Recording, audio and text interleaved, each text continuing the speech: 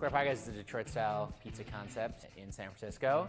We've been running as a pop-up for the last 9 months at Vinyl Vine Bar. Did you say Vinyl Vine Bar? I might have said Vinyl Vine Bar. Vinyl Wine Bar, I said. Square Pie Guys happened after Marc's pop-up one night.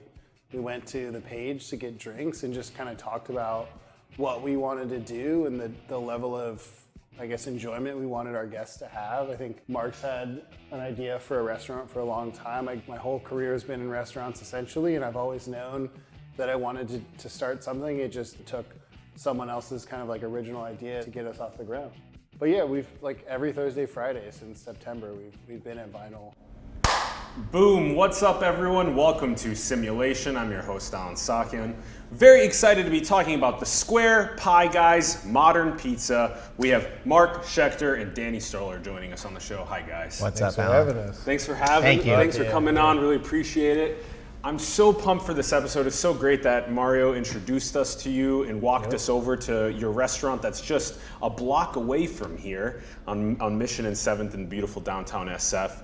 And for those that don't know, they actually did this all in 10 months. Marc Schechter and Danny Stoller are co-founders of Square Pie Guys, a new Detroit-style pizza joint on Mission and 7th in downtown SF, which went from being a pop-up to brick and mortar in just 10 months. And you can find the links in the bio below, squarepieguys.com, Instagram.com/squarepieguys. It was so delicious demoing the different styles of pizza that you guys have. You have a very unique style with what you do, and it's already popping and taking off. Let's start things off with, what are your thoughts on the direction of our world? It's kind of fucked. It's pretty fucked. That's how I feel. I don't know. I think I rack my brain all the time. The way like I carry myself is I just want to do good and like be good to people I care about. Try to put like love out in the world, but that's pretty much all I feel like I can control. Like politics, all these other factors that people spend a lot of time focusing on and working on. Like I just feel like they've already spiraled out of control. Like global warming studies, all those things, people are saying like where it's too late. It's like so much to think about day in, day out. I just try not to think about it and just focus on doing good myself, and that's pretty much all I can do. I don't think it's too late. I think we have time. I think that's why Marc and I are good business partners, because he's nice to people in the micro, and I try to be, well, I don't know if I try to be nice to people in the macro, but I do think there's a lot of opportunity for change. I think we're seeing the change, hopefully, in our political system, and I think there is a big shift politically with the baby boomers generation, and I am very hopeful that we'll see that change happening as like more outspoken younger people get the mic and have the ability to make influence and like use means of communication like YouTube, like Twitter, like social media, all the other things. Like AOC, I guess, is a good example. I think there is opportunity for change, and I don't think it's too late if we get it done in the next 5 years. Otherwise, we're fine. What's happening? What's the 5 years? I just think that if we can start kicking the change off now, when we like, there is still some ways that we can make drastic changes and improve global warming, fix some of the political systems, get rid of some of the things like the Electoral College that are very outdated, fix some of the ways that votes are assigned and suppressed, that gives people that actually have political power, that have like progressive ideals access, then we'll be in a better place. It's always interesting hearing how, especially people that are starting a small business, what their view is on the direction of our world. We definitely have our ability to make the change that we wish to see. We're gonna do it slowly over time. All right, now what about the journey? So who were you guys growing up? How'd you guys even get interested in where you're at today? Well, I think something that we both have bonded on, we spoke about this a bunch, is like we're kind of both like fat kids. Oh, me too. Not kinda. Like, we were both fat kids. Me too, yeah. Which, I don't know, in a weird way, it probably built up the person I am today. Like, had to figure out ways to defend myself while still, without like going into a hole and being all alone. So develop like humor as a defense mechanism and certain things that I now see playing out in my adult life where I'm like, oh, that's kind of where that came from. But with that said, I've always loved food and grew up in New York, and I mean, there's no shortage of really good pizza. There's plenty of really bad pizza too. Like don't get it twisted. New York is known for pizza, but there's way more bad pizza than there is good, but there's many more great pizza places there than you can find almost anywhere else. So that was a big part of it. But yeah, I don't know, pretty happy-go-lucky, played a lot of sports, just didn't really know where I fit in all the time. Danny? I was also a fat kid.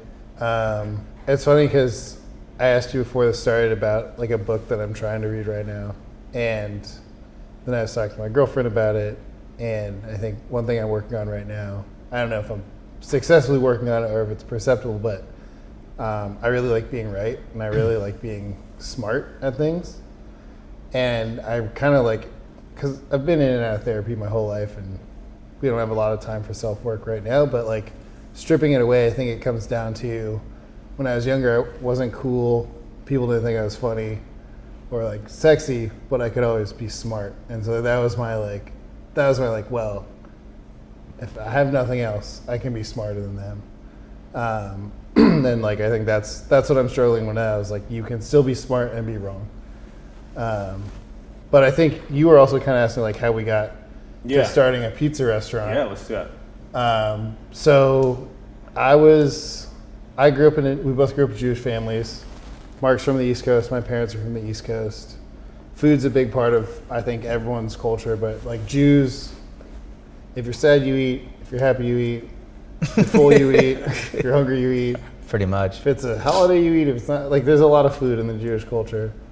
And my parents both work full time, and I was like 4 years old, and I kept waking them up on weekends, and they were like, "Here's how you make cereal. Stop waking us up." And then like a couple months later, like literally, I think I was 5, and there was like started making scrambled eggs. I like put a like little push stool on the electric stove and like scrambled eggs, and so I was sort of empowered to feed myself at a young age, and that was like a big part of my independence. And then I think later in life, I realized that cooking was something I wanted to do. And so I went to college for a little bit, studied journalism, didn't think that was the right path for me, moved back home. I was like college dropout, smoked a lot of weed. And my parents were like, you can't be a pothead, a dropout, and unemployed and live at home. So like, get a fucking job. And the job that I could get while still being a pothead was working in restaurants. And to the point about like, I think a lot of like kids when they're younger that are overweight, it's also linked to just kind of like unhappiness and like general disregard for self. And there's this moment pretty quickly where it's like, to the point about being smart, it was like, oh, I'm good at cooking. Like I have like an inherent advantage, or like inherently there's like intuition that I have that makes me feel really good about myself. And time also passes really quickly. And so it's one of those things where it's like once I started cooking, I had a part of my life that I could feel good about myself for. And so it's like, that's a pretty obvious choice for a career. Dude, we never really spoke like about that specific point, but that's pretty much when I started making pizza at home like 2 years ago. And that's pretty much the eureka moment for me. Was the same thing. Like time passed quickly and I felt good about what I was doing and people liked it. And I was like, I wonder how I could do this more and like maybe make money off it or figure out how I could sell the food. Seriously. Mark's such a sales. Mark spent the last 10 years in tech sales. Well, no, it's more like you like something and Right. you could do it for your career. Why not try That's to what figure you're it out? supposed to do, yeah. But like that's, yeah. So then it was a path in the restaurant business mostly. So it's weird because I was 18 when I started cooking. Went to culinary school after a couple years. And honestly, the last time I worked full time in a restaurant for any period of time was 25. And then I got a job at a startup, got a job at another startup, worked my last role. And then Mark and I started a pizza restaurant. And then like last week I realized I was a working chef again.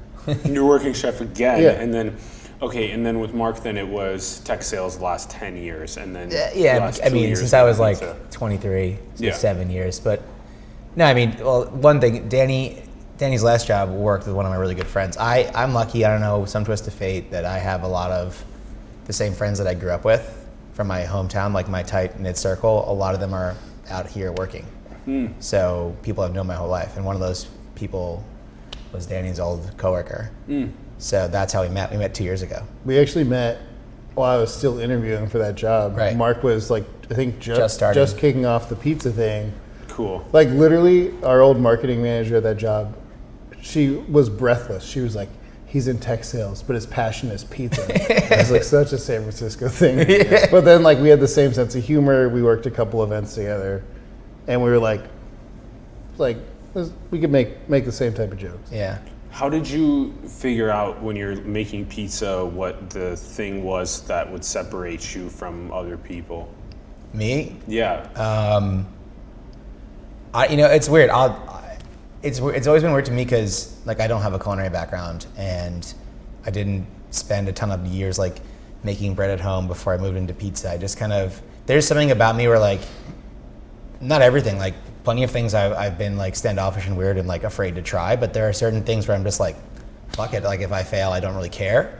So same thing with pizza. I just put the flour and the water in the bowl. I read a couple books, got some recipes, started working off of those, and then perfecting them and like learning what the dough felt like, or if a dough felt this way, and then I baked it, it came out good, it came out bad. I just started like building this internal log of those trials and errors and just went for it. And then again, had no qualms about being like, hey, people come over, eat this pizza. Yeah. If it's bad, tell me, like I'm not gonna be offended. I don't think I'm good, I just started at this. Like I had no pretense going in, so I just was very gung-ho about making it. And I guess I read the right books and had the palate built in from growing up eating such good pizza in New York, and it just kind of worked out. And then I started to get more serious. I asked our mutual friend to start a restaurant with me back then. Yeah. Because I was in a weird place.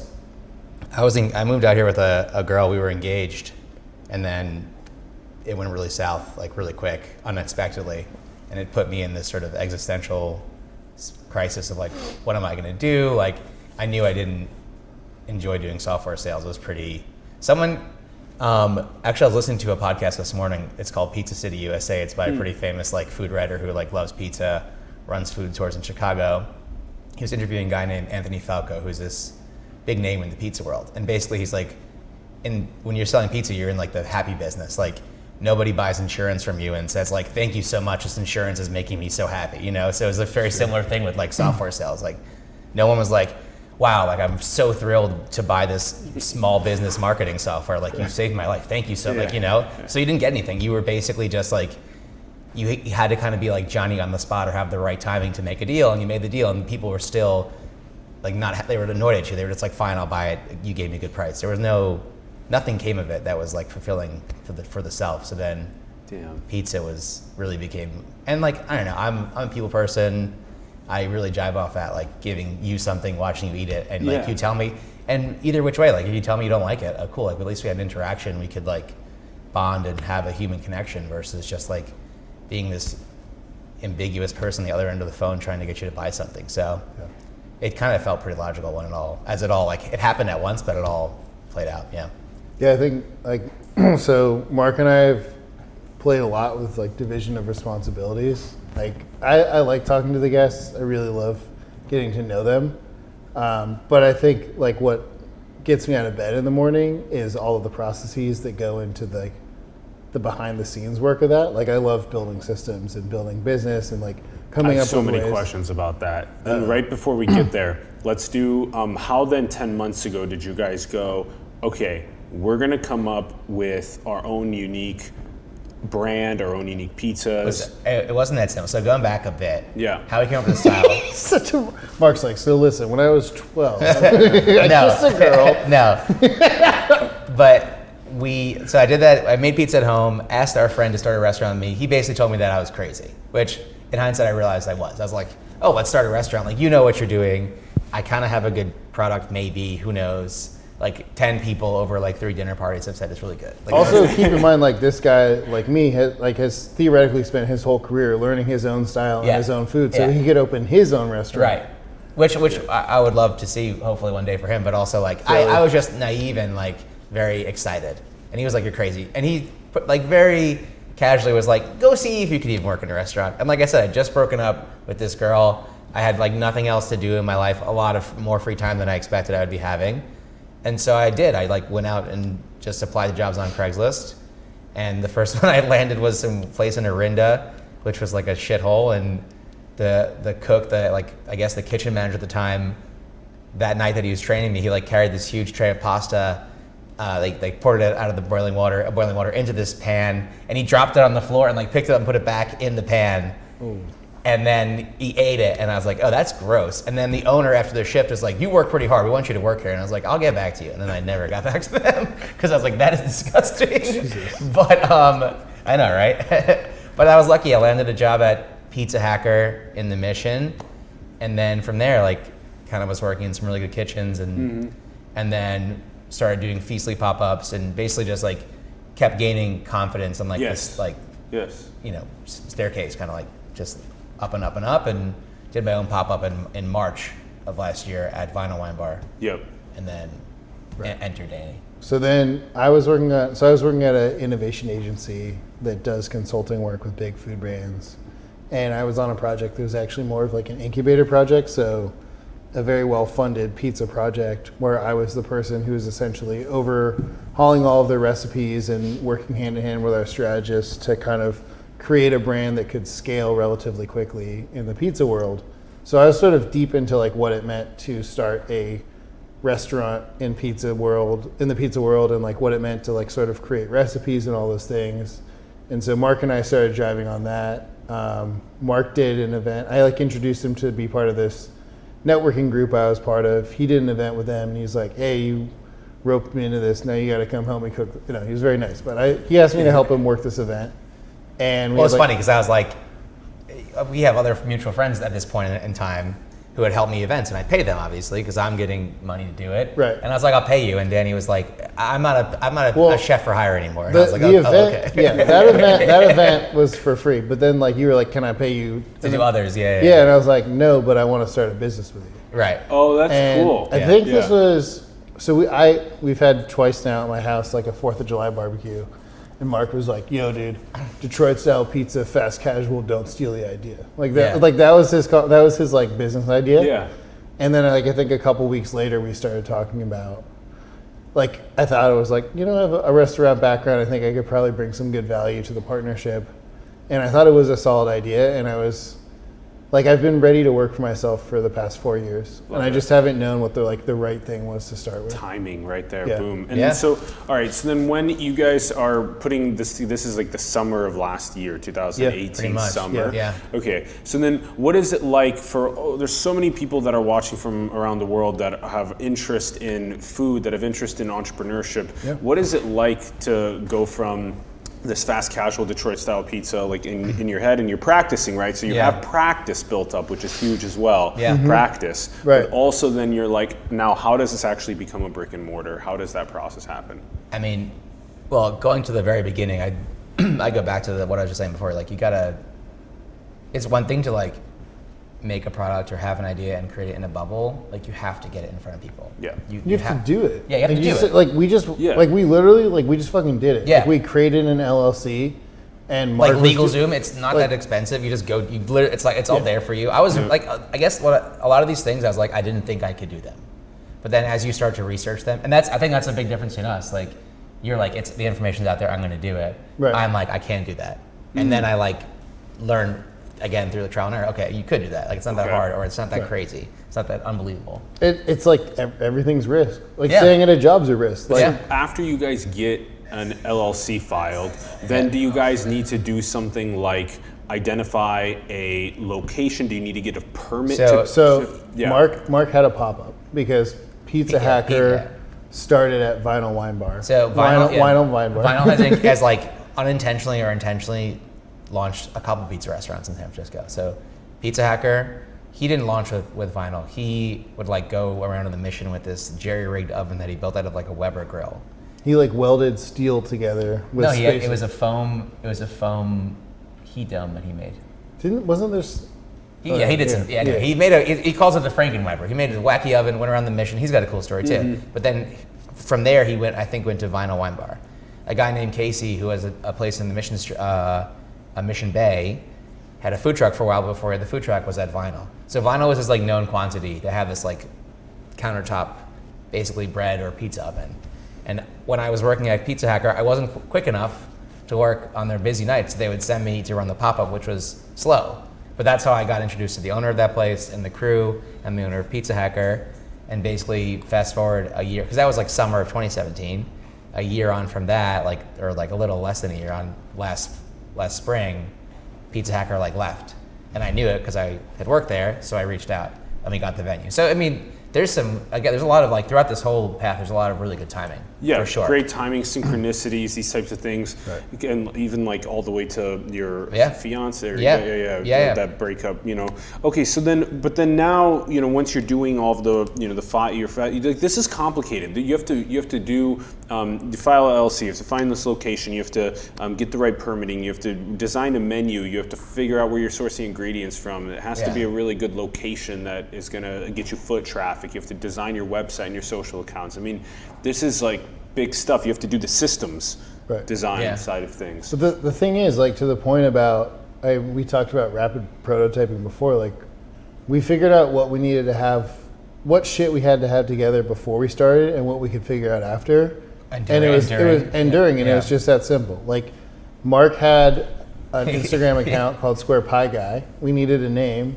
I was like, I like Square Pie Guys, because there's two of us now. Mark was like, that was it. That was easy. We had a location because Mark was doing a round pie pop-up. But you know what? We found, I think, when we did a night or a week of research where we found 7 or 8 other venues that would have had the exact same setup as we had at Vinyl in a heartbeat. Yeah. Cool. It's really hard to run a restaurant in the city. There's a lot of places whose liquor licenses require them to have a restaurant.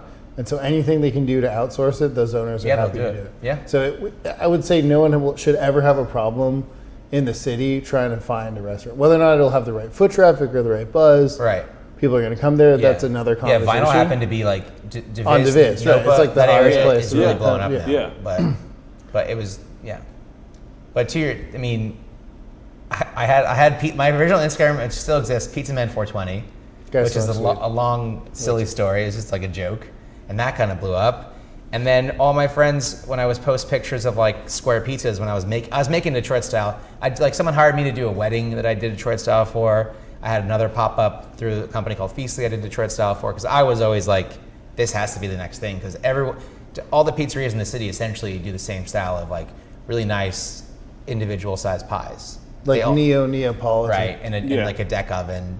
They all do the same kind of pies. So I was if we're going to start a business, my pop-up that I was doing was decently successful, but if it was ever going to be anything bigger, to your point, we had to differentiate, and I knew that this would be the one. So I was doing that, and then I would make these pizzas, and people would be like, what are these square pies? And I was like, okay, I'll make another Instagram just to satisfy my annoying friends who are you can't put square pizza on Pizza Man. So then I got Square Pie Guy. It was such a, it wasn't that much prior thought. It was just I read it on the website that it used to be in Detroit. They used to hold the automotive parts with the square pans, and then that's where the square pizza.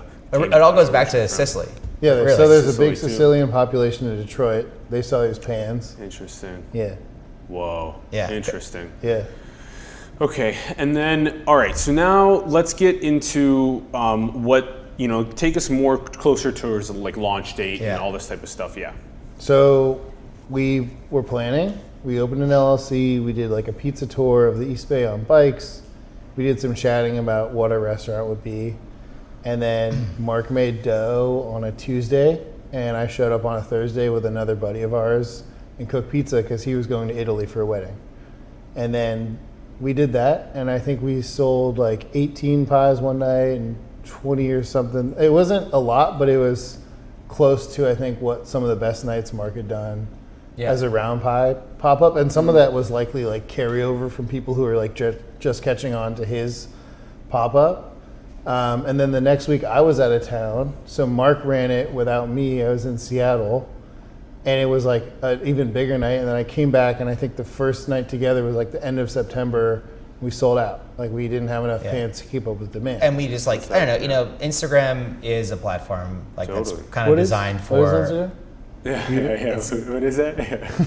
Yeah. You guys got a lot of tags on your posts, and people can search by those tags. Right. Yeah. But it's also just like it's a visual platform pizza you eat with your eyes. Like it's eat with your eyes. They're like it's like a perfect marriage, you know. And it looks different. It looks very different from any other pizza. It does. It looks super different than the other pizzas. So you guys are getting a lot of incoming traffic from Instagram. Yeah, that's for huge. sure. That's huge. For sure. Yeah, people posting about it. Yeah, and then getting other people to come to the brick and mortar. Look, And it creates hype too. Like it creates this idea of like anyone can post a picture of the like hundreds of like Neapolitan pies in the city, and it doesn't like you don't feel like you're missing out because you can get it at the place on your next block. Thanks for pulling this up, Ronnie. Yeah, the Instagram is on fire. You guys are just crushing it. I think you're at like over 6,000 followers or something. Just we're about to hit 5,000. We're about to hit 5,000. 5K. I don't watch it like every second, every day. I swear. Yeah, you guys are crushing it. Oh, that's a good picture. Just great. Yeah, great. That's David Black's picture. So Dude, that guy okay, so closer to so that's the little location. The address again is 116 1077. 1077 Mission Street. 1077. 1077 Mission Street. For all those Wow, wondering. congrats. 1077 Congrats, I'll Mission Popeye Street. soon. Okay, so then so how does it get all the way to the opening? I mean, the store? the pop-up was going really well. I used to also do like breweries, so we would go to different breweries with the pop-up. We just kind of brought it all around the city, and it just kept building this momentum. Yeah. And basically, Danny is the systems guy, and he kept building different systems to accommodate that new demand. We kept ordering more and more pans, but we always sort of knew like we started in September. We always knew we wanted a restaurant. Okay, October, November got really busy, and then like December, we had bought more pans, and then immediately started selling out of those pans, and we were like, man, it's like I think it's time. And Danny started looking on Craigslist at different because Craigslist is just the treasure trove of what's around. So there was places available. We started looking at different locations, and it was interesting because initially, just like almost anything you do, and you like when you're putting yourself out there, the first couple we looked at were shitholes and asking for a crazy amount of money. And it needed a lot of work. Right. So they were like, it's $100,000 to get in the door, but you need to extend the hood. We're like, oh. Which okay. could cost another 85. Right. Yeah. So we were like, oh, we're never going to do this. You know, like how are we going to get the funding? I mean, we had some ideas about how we get investors and like how much we thought we could raise, but you never know. And like we had I have a friend who's like done really well in the tech world who told us we could like raise $2 million, and we were like, whoa, and we wasted a month like trying to sell ourselves as like a tech company that got nowhere, and everyone's like, you're a basically unproven restaurant. And you're asking how much, at what valuation? And we had a conversation, and like I think they were like, this slide has to say this, and I was like, Mark, like we're not that. Like why should we put that on that fucking slide? Right, exactly. Yeah. So, but it sucked because like $2 million is a sexy amount of money to raise for your first business. Sure, yeah. But I mean, we just kept all the while we were still just doing the pop up, like building. That's that a really following. important lesson, actually, for those listening, is that not everything is something to get venture or angel funding. Totally. Especially when you're already having this slow, proven record. Just keep going on that slow pace, and then you'll prove yourself like you're doing. Yeah, and I'll tell you something else. I mean, some of the investors that we have were people that we've barely known for a year. They were customers of the pop up that saw our passion, saw how we interacted, loved the food. And we're like, hey, I want to bet in these two guys. They're first-time investors. Would not call them angel or These are like you did a micro seed round. Yeah, essentially. I mean, of like what, like 100,000-ish? Almost 400,000. Yeah. Wow, and that was enough to get the foot in the door into this. Yeah. This storefront. Okay. Restaurants are expensive. So that was enough to bridge you into the foot in the door of the. Yeah, and so what is rent at locations like? You guys have what? Do you guys have like 800 square feet? No, is it 1,000? 2,500. Oh my gosh, you guys are but way we're more paying. than I thought. We're paying. Well, because it's like the second floor. Oh, yes, we're paying $280 a square foot. $280 a square foot. Yeah. Is that like $250? Is that $280? Yeah. Is that like pretty high or no? That's pretty good. Like dirt cheap for San Francisco. Dirt cheap for SF. For all for that, yeah. For that area. Yeah. Okay, and then you guys also had to do an interior design as well, or did it come pretty well? Well, look, that's part of this. Like to your point, there's a lot of community behind us. Like, my very first pop up, going back to our mutual friend, his coworker, the guy I grew up with. After I asked him to open a restaurant, he told me to go work in a restaurant. I bought this little pizza oven. You put like these tiny wood chips in it. It's like a shitty metal box, but it can make like a real pizza. It can't make 20 of them in a row because it loses heat, but it could make like one. So I was like, this is good enough. I called up a bar in Oakland where I lived in Berkeley at the time, and they like let me do a pop-up there. And a customer, this wonderful woman, Haley, met me. She loves pizza. Shout out, Kaha Design. What up, Haley? Has a cool story herself. And just like chatting me up at that pop-up, like pop-up number 1, July, I think it was like July 17th, 2017.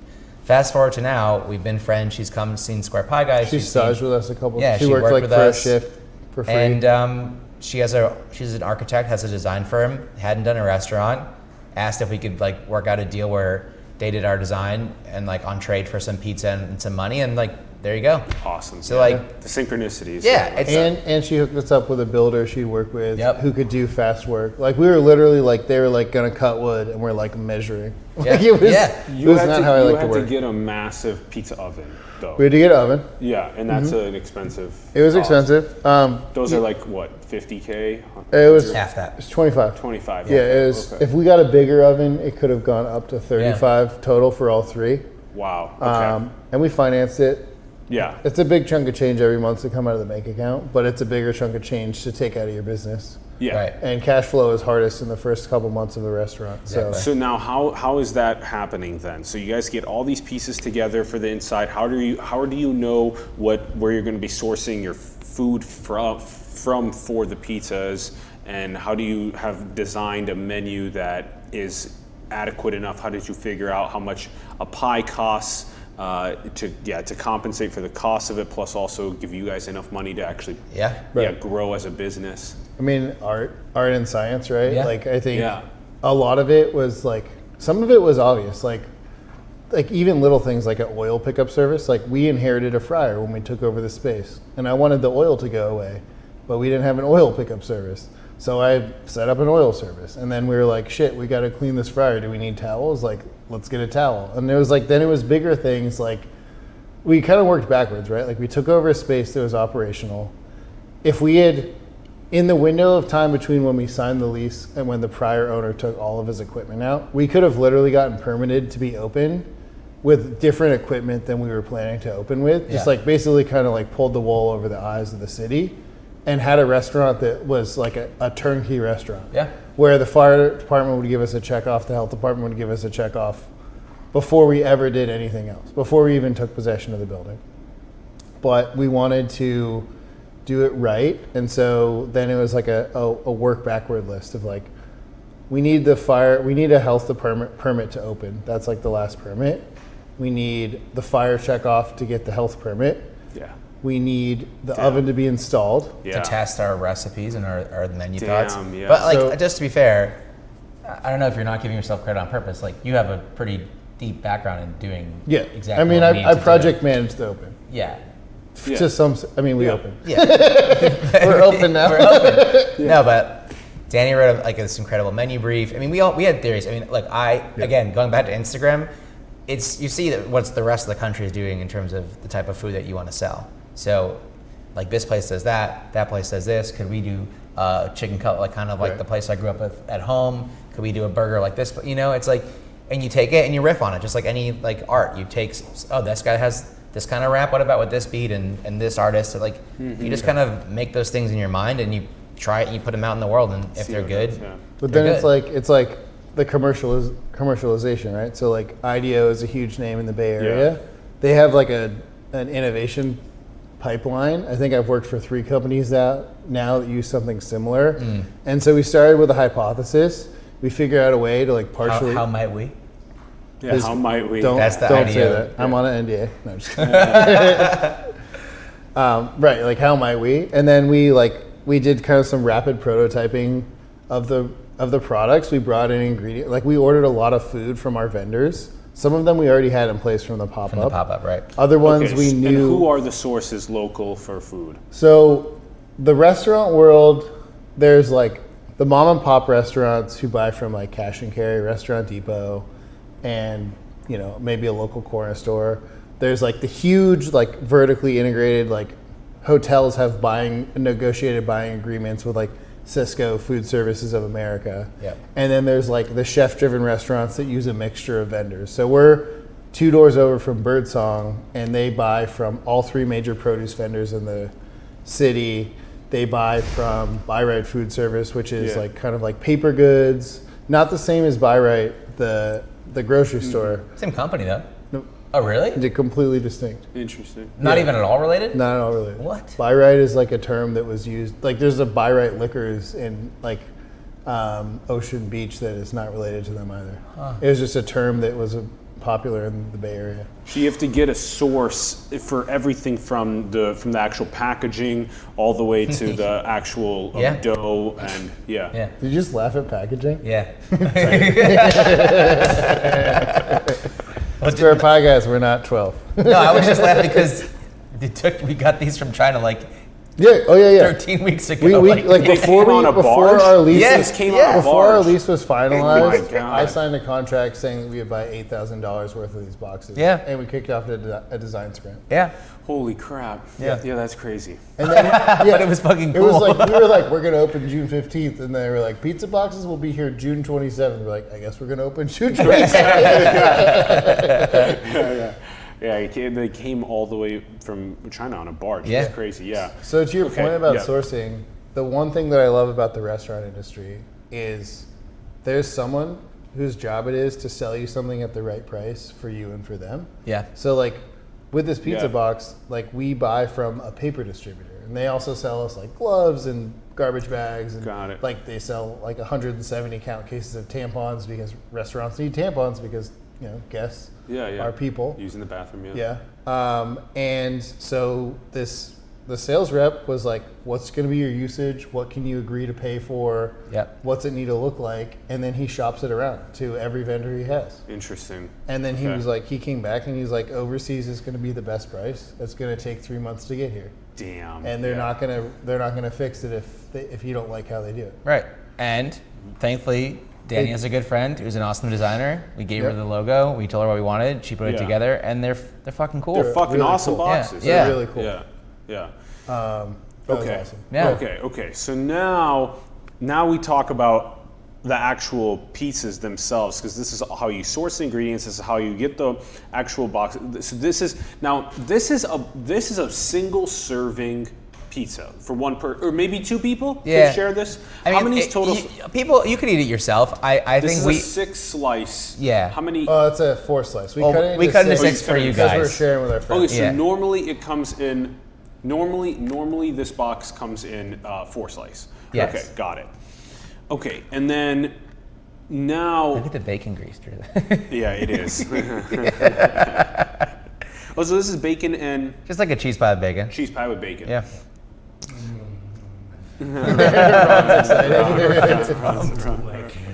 Ron's hungry. Okay, and then this is so 1 to 2 depends on if someone's really hungry. We saw like a lot of couples would come into the pop-up in the restaurant. They split one, maybe have a side. Yeah, salad. Yeah.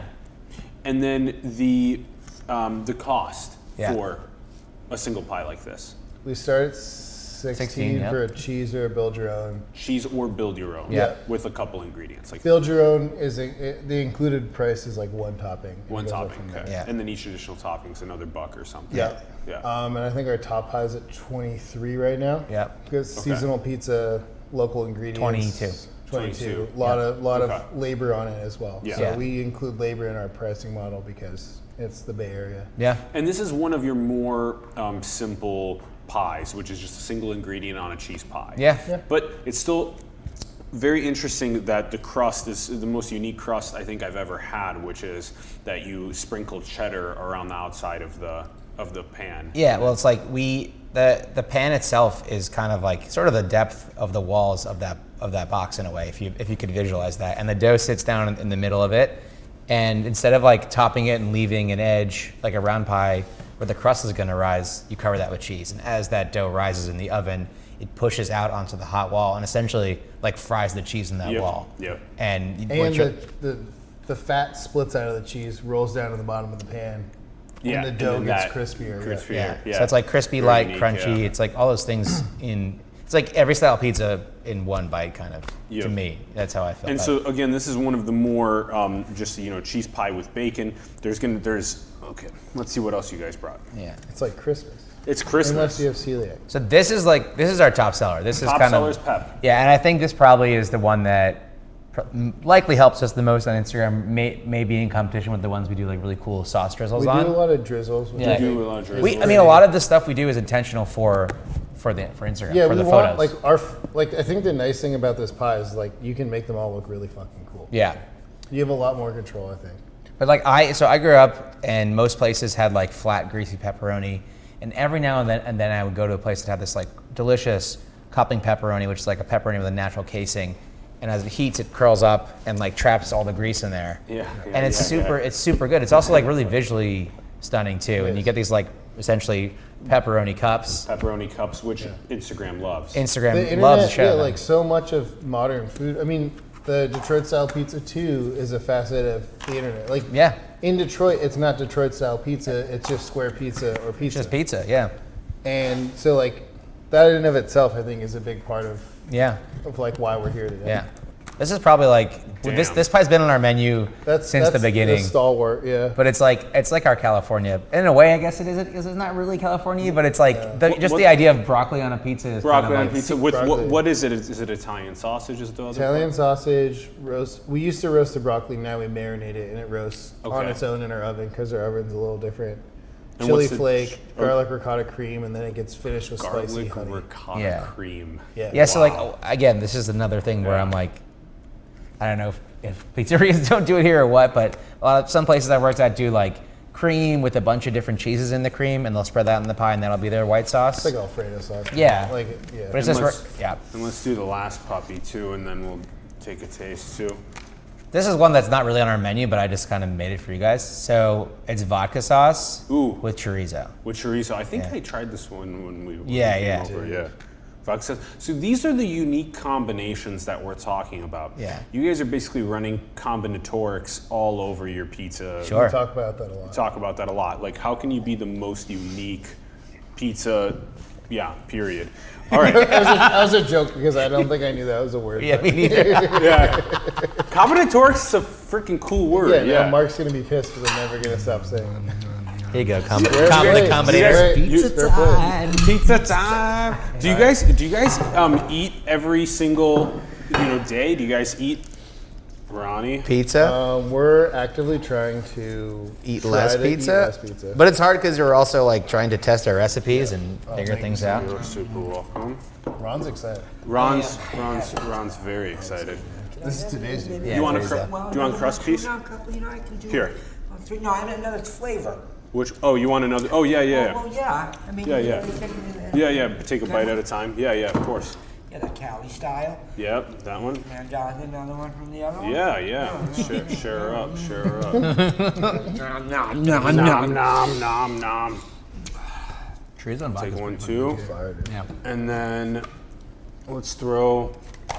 Which one do you want? You want the He wants the bacon? cheese and bacon. You want Yeah, the bacon? He wants the cheese and bacon. Ron Yeah. figured Ron was more on the bacon side of things. Always look Which one? You want the bacon middle one? side of You it. want the middle one? Please. Yeah. Thank you. You're welcome. You're the best. You're welcome. Bon appetit. Bon Yes. appetit, Thank you, everyone. sir. So, yeah, one of my favorite parts about eating your pizza was that it was unique. It was a different experience. I saw different toppings. I saw a different crust. I saw it in the form of a square. These are the the more uniqueness. Yep. Yeah, the more separate. Yeah. I mean, the nice thing is we get to have a lot of fun too. Oh, good deal. Like one of our, I think our second best seller right now is the summer elote corn, which I put on the brief and then Mark just fucking nailed during development, which is like local corn, ricotta cream, taco seasoning, cotija, some like chopped cherry tomatoes. It's like elote. It's an elote on Yeah. a pizza with tomatoes Yeah. for some acid. Danny, Thank you, sir. Mark. Napkins. Thank you. Yep. And so then, how does it work then with your, walk us through like the actual, like, the chain for the chefs. So you have all of your, actually even let's take one step before that part. You have to actually come in, like you have right now you're 4 to 10 p.m. on Tuesday through Saturday, and then Sunday you're off, but Monday you have to do all your prep for starting Tuesday. So what is it? We've done this twice, Now. technically. Right. So how is that like then? Basically you have to come in and make all the dough, prep all the ingredients, etc. Yeah, so tell us about that process. So I mean, it's not easy also because we're also like building our team. So we're doing this as we hire people. As you hire and training. people. Like training is happening in stream with running the restaurant. Like it's not we pause to be like, you're now certified to work here. You know what I mean? And simultaneously, we're building a lot of the back-end systems like inventory, like ordering, like prep lists, like training materials, like what a prep schedule should look like. Last Monday, we came in and had to prep literally everything from scratch because we'd done soft launches the week prior, but pretty much everything we threw out on Thursday. So we came in Monday and made a lot of food. Yeah. And then on Tuesday, same thing. Fortunate enough that there's a couple sauces we made like Saturday that are still going to be good on Tuesday, still going to be delicious and fresh. So today was a lot of like doing a lot of we sold out of chicken wings in one night on Thursday. We sold all of our chicken wings. We brought more in on Thursday, sold out of them. Yeah. So we brought in a lot more this time. Yeah. Oh my God. This beach is so good. But basically, I really Yeah, he's such a character. It's so you should true though. interview Ron. You should be like, so Ron. Yeah. I want Ron to do backup vocals on all of our Instagram videos. That's right. For all your pizza, the best pizza in the world. It's Square Pizza Guys, conveniently located south of Market. Square Pie guys, but it's fine. I like square pizza. Guys. Yeah, we're changing the company now. Tell her. I messed it up. No, it's all right, Ron. No. It's Ron, you you're can do a lot. I hate myself. I wish No. I never. How this is falling apart so beautiful. Just the separation here when you pull it apart. It looks good. The fluffiness of the dough. Yep. The So- beauty of the melted cheese right on top of it. Just I know we're both just pitching. I love it. Pitching, yeah. I appreciate it. No, please continue. I'm turned on. This part, yeah, I'm turned on. This part's complicated. So then, how long does the dough? How many days do you get with the dough that you make, and then how many days do you get with the sauce that you make? Yeah. Yeah. I mean, to be honest, some of those things we're sort of learning. Like, there's obviously standards for certain things that expire, but like, But also we're selling. I mean, Right. we don't have issues with like how long can we get this to last. It's like how quickly can we make it. yeah. Like for instance, like we used to make. Well, how quickly can you make dough? Right. That's you have to wait. Right. We're working on that. I mean, Yeah. we've, Well, like we've there's had some there's incredible a lot of strides. levers to play with, right? There's temperature, there's a percentage of yeast, there's like whether you let it all sit together as one pile of dough, whether you portion it into the pans and let it rise like that, and those are variables that I didn't necessarily think we'd still be playing with, but it makes sense now in hindsight because obviously at the pop-up, for example, I used to make the dough in the basement of Vinyl, which is illegal, so don't tell anybody. But And then we made it in the basement of another bar, which is slightly more legal. But yeah, but it was like at least Yeah, the yeah. proper equipment and like a sink and whatnot. Oh yeah. But we would make the dough. It would sit in the fridge for a couple days and ferment in a different way than we're doing it now. And then we would put it in. I'd take it and put it in my car and drive it to Vinyl, and it would like rise that day Oh my at room gosh, temperature. yeah. So like those variables worked for that. We took that same recipe over to here, and it was different. So we just kind of had to learn from our new setting. Okay, and then in terms of like actually having dough that's on the line ready to go, so what do? You have the little kind of like dough balls, and then you take the dough balls and you turn that you kind of push that into the square Yep. pan. You have to. That happens like That happens before. during the process. You make So- the dough. Yeah, you get the order. No. No. We get the order and the pan is ready to be cheesed. Yes. Okay. So, got it. So the dough's. You have the dough in the Yeah. pans, So the big difference between and you don't cheese the dough before you get the order. We've done that. We have. We've played with that. We could It doesn't do that. save that much time. Yeah, that's a And fast one. You have higher chance. I mean, at the pop-up at least, when we didn't sell out, I was like, well, we just threw away like. Right, we have all these doughs that are- Just wasted you're a right. bunch Is of this shit. like an olive oil on bottom? a very small a amount. little bit? A small amount. Okay, and then you dough the pans, and those are kind of stacked, ready They for have order. lids that nest. Yeah. Lids that nest, and you put them in the fridge, and then they're refrigerated. Okay, so the Yep. order comes in, you take it out. I'm on the line. Yep. Okay, and I read that that it's let's do what was the one that we tried that had El Pugilista, that one. it had like I think it had a grated Parmesan on top with the It's probably the cheese with basil. Oh, the and spicy Parmesan. Ellen with the vodka sauce. it might have been that one. Yeah, and there was some green on it. Yep. Too. Yeah. Okay. Basil. Yeah, so we chop basil. Traditionally, you either like chiffonade basil or tear it. We do kind of like little dice. So let's take a more complicated pie like that. Okay. So we have a pie like that, and now I'm by training, I've already made a bunch of these before, but you still have the list up of like the ingredients of how to make it. Yep. Okay, so what am I? I'm putting on the cheddar around the crust first. Yep. Okay. Then your sauce. goes down. So And we then- keep sauces and and then- squeeze bottles. Sauces and squeeze bottles, and this is everything from like a marinara to Vodka sauce. to a We do vodka three. sauce. We do vodka sauce, the ricotta cream, the garlic Ricotta cream. and then Yeah. our classic red sauce. And classic red. And then those are made in house. All in house. And All by the in-house. way, one thing that I always find interesting when I talk, people are like, oh, how does your sauce taste so good? Or like, how do you cook it or whatever, like with pizza? It's just raw tomatoes. Like they're canned tomatoes, a company called Bianco di Napoli that grow them up north. They're super delicious, organic, and we just blend them together with oregano and salt, and that's it. And they Blended with oregano and salt and then cooked. Correct. No. Cooked on the pizza. On the pizza. They're- Cooked on the pizza, so not So the yeah, canning okay, process partially cooks them. So Right. like they're steamed to peel them, and then they're put into cans with juice. And there is some Yep, cooking there, yep. but they're still very fresh because Right. they're essentially hermetically Right. sealed at that point. Cool. Okay, and then sauce it first. Yep. Yep. Okay. Cheese. And then- Mozzarella so cheddar cheese. first, Cheddar for you. then sauce, then mozzarella. Okay. There's one ingredient that we put under the cheese right now, which is kale, because kale is getting too dark in the oven. Where it would be like cheddar, sauce, kale, then Got it. mozzarella. Yeah. Got it. Okay. Because that's the thing about putting greens on top of pizzas is that you want it to be baked a little bit less than. So, depending on the in, green. in our and Yeah. depending on the oven. Right. too. Like you could never bake arugula on a pizza. Like that is a mistake. Oh, shit. Yeah, for all those that still want to try the combinatorics, Yes. maybe they can figure out how to get arugula. Yeah, on it. let me know. Arugula is dead. Let That's what I want. the square pie guys know if you figure that one out. Yeah. Okay, and then so then I'm layering then the other ingredients after. Yep. After that, after the mozzarella. Okay, and then once all those ingredients are on it, then I'm puting it in the oven. And are these ovens that kind of roll and Yeah. cook? So Okay. it can be- Well, it's- now, what's the difference between the roll and cook ovens versus the I'm gonna open this flap, put it in there? The biggest difference is that the heat Tell 'em, source comes from a.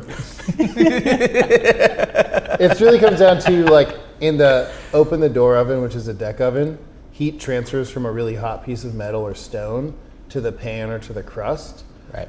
Whereas on a rolling oven, hot air, like convection, forced convection air, transfers heat. So you get a very different style of bake. Fortunately, Interesting.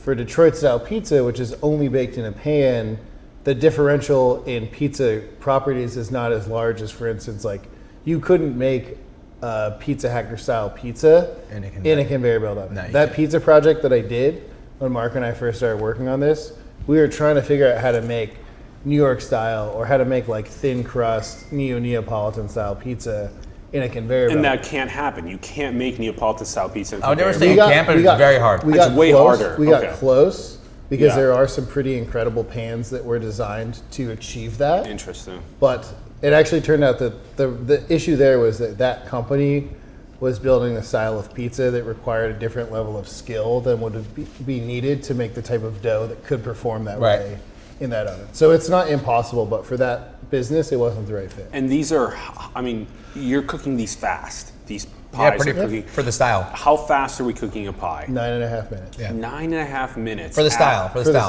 style, Right, that's a pan pizza. Yeah. It generally cooks longer.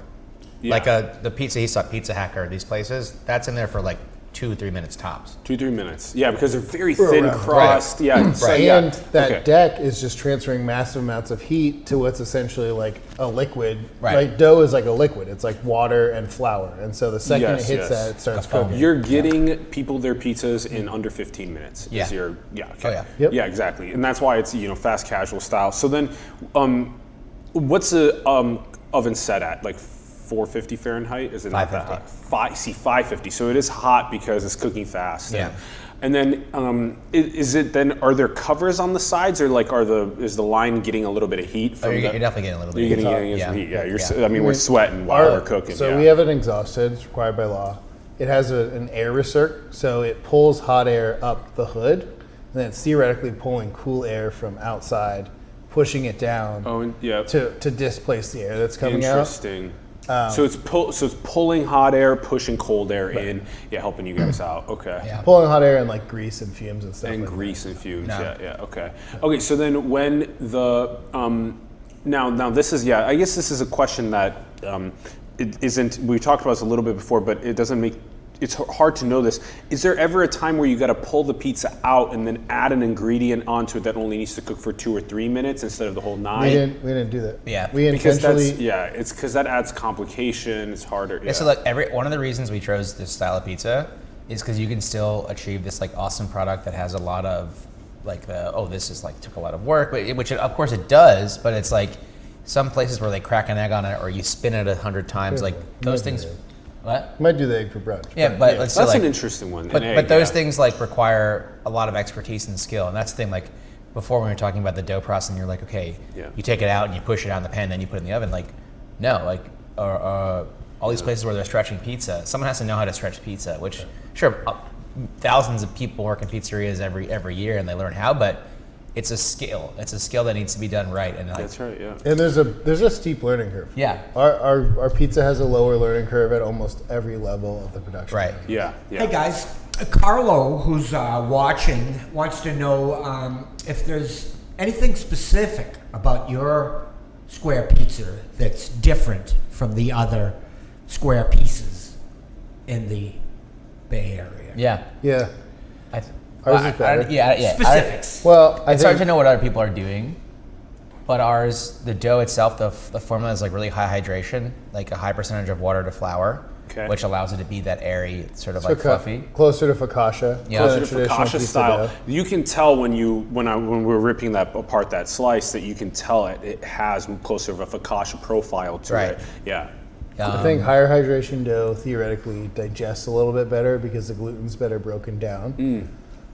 We also, traditionally Detroit style pizza is one cheese, one kind of like base Wisconsin cheese, which is Wisconsin brick, which is a buttery mozzarella, somewhere in between mozzarella and cheddar. We do cheddar on the outside, mozzarella on the inside. No one else is doing that. To our knowledge, I guess. We know. Yeah. Okay. And then, thanks for the question. I answered your question, Carl. Organic flour. Thanks for watching. Square, Carlos. Delicious. Go over and give it a try. Yeah, give it a try. And then how about this part's also a little bit on the more complicated side, but then you have a margin that you have to make a margin in order to be able to be profitable, like per month, per month, and especially per day. You also want to be turn profit. These are very important things for you guys to be able to sustain yourselves, the people that are also working there, to make people happy with purchasing the pizzas, all this type of stuff. So then how does one go through a process of determining that? Like, you have this amount of overhead costs, you can almost calculate it out per hour, you know, that you have to be selling a certain amount of pizza pies per hour to break even. Your number of pies literally keeps us up at night. I'm serious. We trade off who has the existential stress. You're chill right now. I'm chill right now. Yeah, he's more chill than me right now. Mark had it for like 2 days last week, and I was like, dude, you gotta sleep. So the amount of pies per hour is what, like? What's that number? You have to have like 50. Is about 200 pizzas per night, plus if like 20% of those sales. 200 per night. If 20% of those sales is in beer and wine, and there's a trickle effect with our other menu items, we'll hit profitability. Okay, the trickle effect. Interesting. See, you had all the nuance down. Right. I mean, you had all the nuance down. If you're a VC and we're pitching you like pies per hour, that's like a sexy metric. Yeah. But no business can be really simplified to a metric that small, especially something like the restaurant industry. Because there's the beer and wine also. So you guys get a carrlover for that license from the previous people? Yeah, so we got a sweetheart that's massive. deal. We had some incredible advice as to like look, someone was like, I think you guys opened your restaurant, like it seems like faster than a lot of people open their Hold on, I need to restaurants. stress eat some pizza. We were super fortunate that a lot of the hurdles that restaurateurs face to keep them from getting open were either already overcome, or we had like, I guess just like the 2 chill inspectors in the city. Sorry, city of San Francisco. Everyone's chill. You're all great. Also, we're up to par on all things. Yeah, also we like did the research and like took their feedback and responded in kind. Yep. You also hear like crazy stories of someone's like, why don't you have a hand sink here? And then you're like, because it's like an upstairs locker area where we just store flour, and they're like, there has to be a hand sink. Yeah, that's crazy. Like whatever. What a crazy story. Do you guys You deliver? hear it. Yeah, we're gonna get there. Yes. Oh. We're gonna get Yeah. there. Yeah. We'll deliver that answer very soon. We'll deliver that answer shortly. Yeah. But yeah, so we talk more about product mix than like highs per hour. Look, I think if we can fit 800 doughs in our walk-in right now, and we can fit another 120 on the line, Yeah. that would be like a That'd be crazy like lunch and dinner. profitable. That'd Like, be lunch and dinner. I mean, yeah. more. I mean, like we have a spreadsheet that was sort of our like moderate level that would blow those projections out of the water. That would be an incredibly profitable business. So about a pie a minute is like good rate of selling for you guys. That would put you guys at pretty good. Yes, but keep in mind too, like it's not linear like that, right? It's not linear, yeah. There's because like the costs 3 hours when decrease people over eat. time. 3 hours when people eat. Yeah. There's food and beverage sales. You Yes. called it a product mix. Yes. Yeah. So it's P-mix P-mix. is what it's called in the P-mix. industry. I mean, So it what's doesn't your matter what P-mix? industry you are.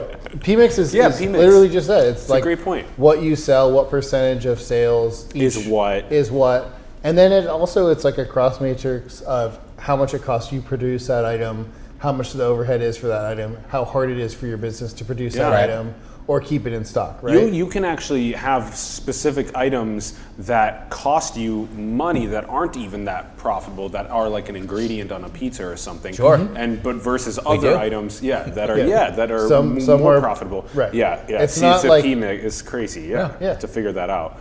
Okay. All right. Now let's do both delivery and let's do DiGiorno? DiGiorno. Crispy crust. Hey, they listen, launched a Detroit style pizza. need some They call it sponsor. crispy crust or They something. need a simulation brought to you by. DiGiorno.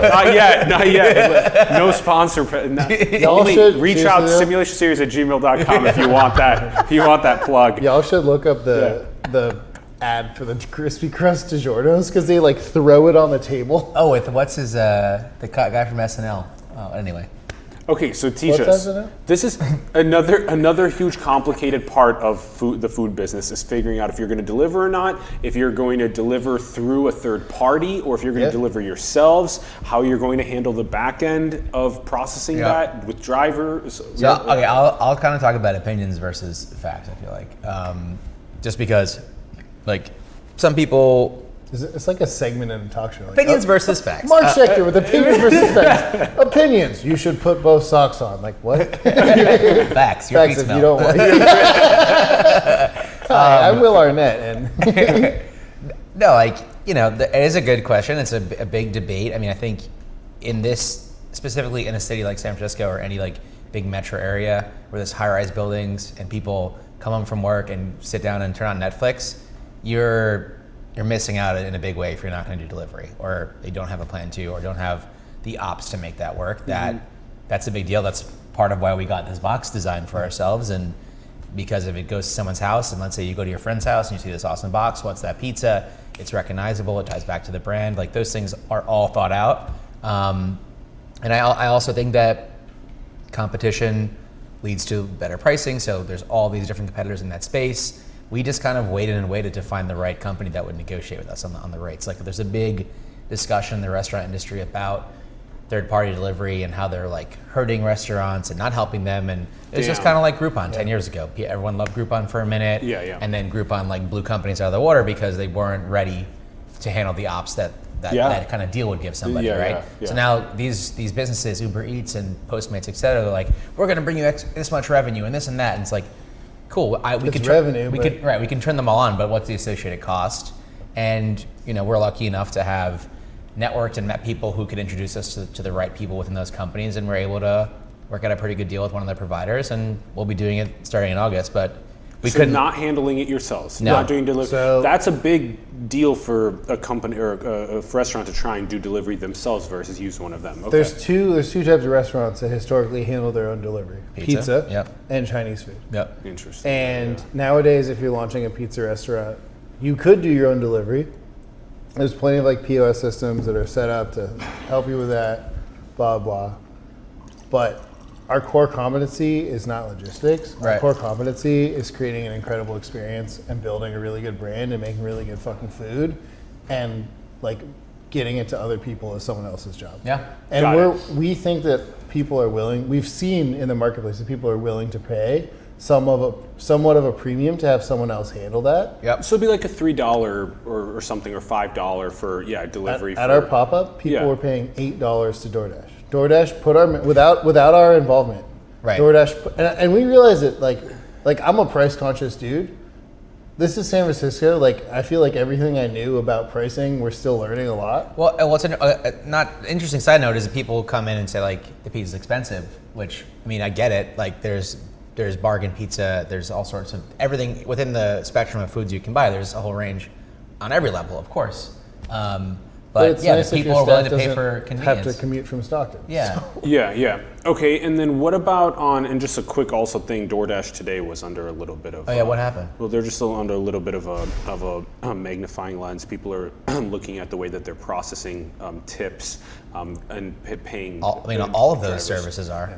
It's kind this of is- interesting to me. Yeah, because how much of the tips are actually going to the drivers when they're not cash versus when they? Do they? I mean, not to derail. See, but these are the complicated things. Like you guys want to make sure companies are not just profiteering for shareholders, but Right. also that are all these types of things. Right. As a restaurant business, But here's you the wanna thing: make sure. there's a strategic decision to be made in taking care of your people, which is that there are more Yeah. restaurants than there ever have been, and Yep. it's really hard to keep good people. And so, whatever you can do as a business to make people happy, to make your people happy, to support them when it's so expensive to live in this bay, like, yeah, make shareholders happy in the short term, but keep them happier in the long term, and keep great people in your store. Great people in the store. Yeah.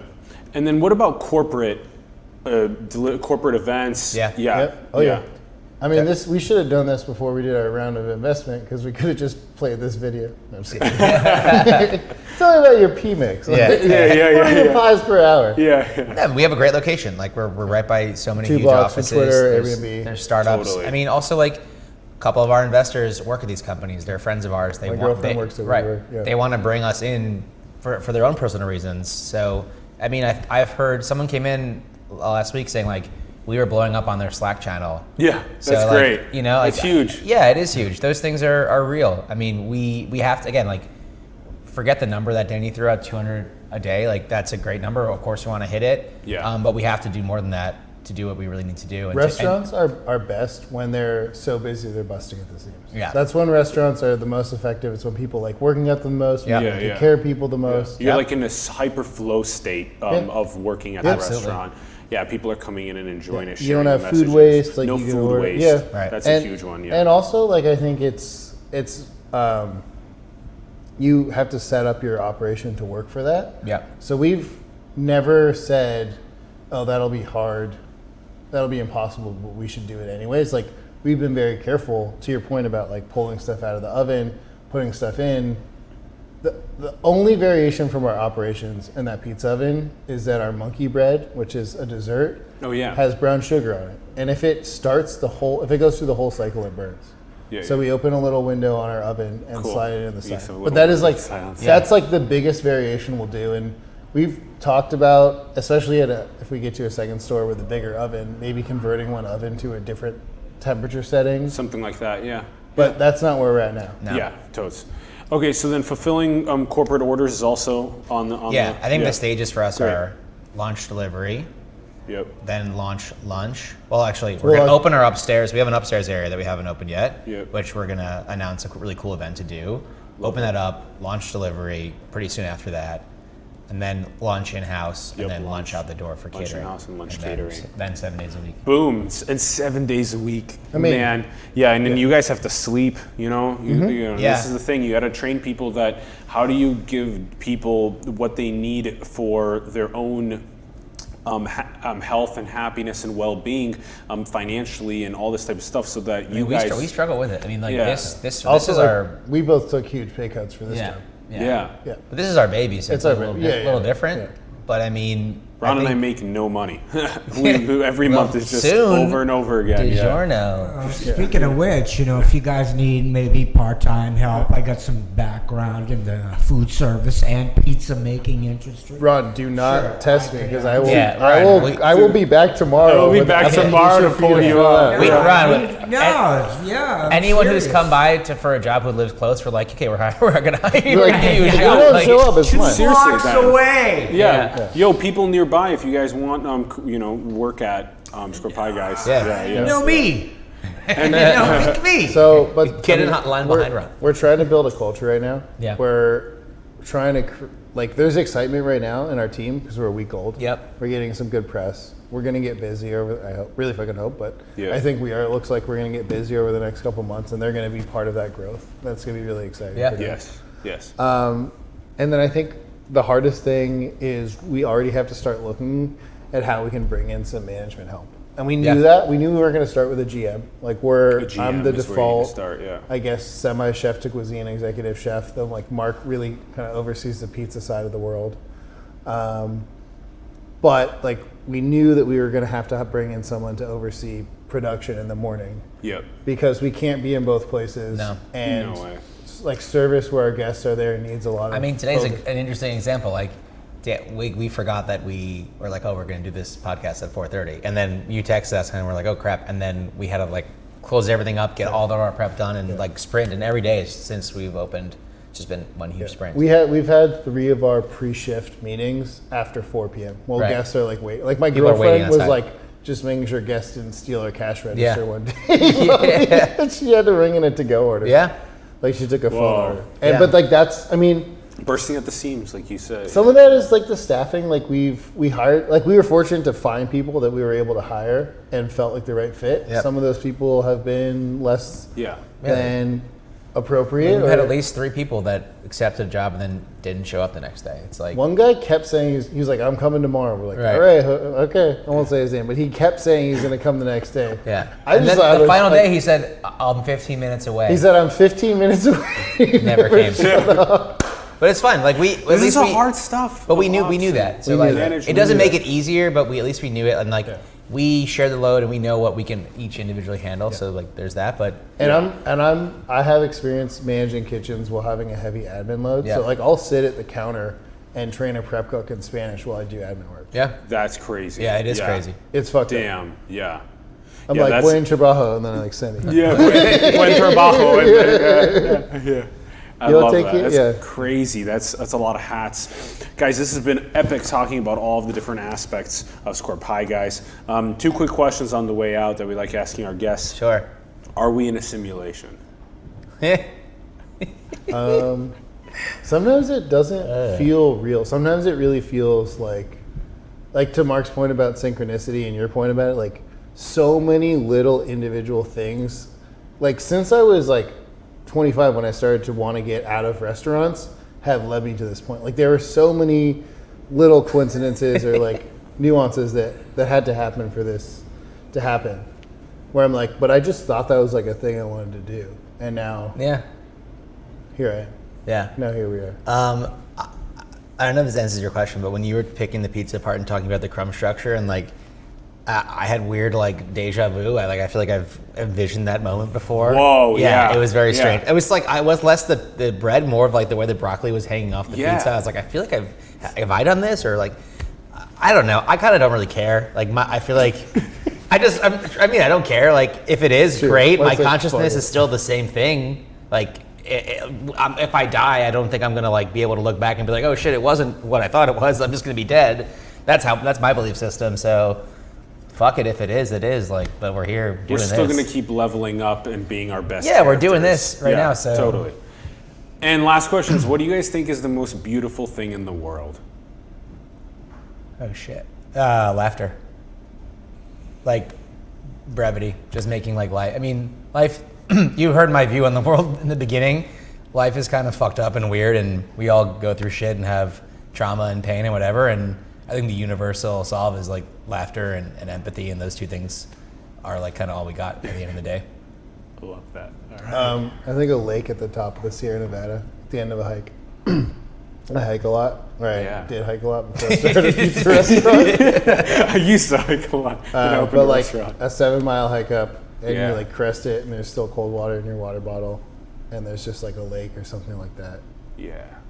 There's a lot of like Which my is a backstory simulation that- lake. Yeah, there's like Yeah, a lot yeah. of my backstory that links to that kind of like physical but also metaphorical journey. So That was really cool the way that you guys had your two answers. It's a very like geographic, like these beautiful things that have flourished on Earth, and the other one is like this human interaction, like laughter.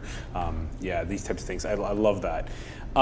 You guys, Marc, Danny, this has been so cool. Thank you. Thank you for coming And on. delicious. And delicious. Thank you. Yeah. And we got a new cook. So So we got a new cook on it. I'm gonna be rich. Yeah. I don't know about that. Yeah, I also want to come in for an evening to get my hands on things. I also worked in the business. It's a very fun thing. Totally, It's yeah. yeah. That'd be awesome. Yeah, this What is are the you doing fun on things. Thursday? Yeah, what are you doing on Thursday? We need people. Yeah, we got to do it around the show. Do it around the show dates. All right, thanks everyone for tuning in. We greatly appreciate it. Love to hear your thoughts in the comments below on this episode. Let us know what you're thinking about this modern pizza movement, about Square Pie Guys, about the complexities of turning an idea into brick and mortar and how you can actually do that in such a short period of time. Also, check out the links in the bio below to Square Pie Guys and their Instagram. Go and follow them. Square Pie Guys. And also, thanks to Ron Vargas for producing and directing. We really appreciate it, Ron. Hey, Ron.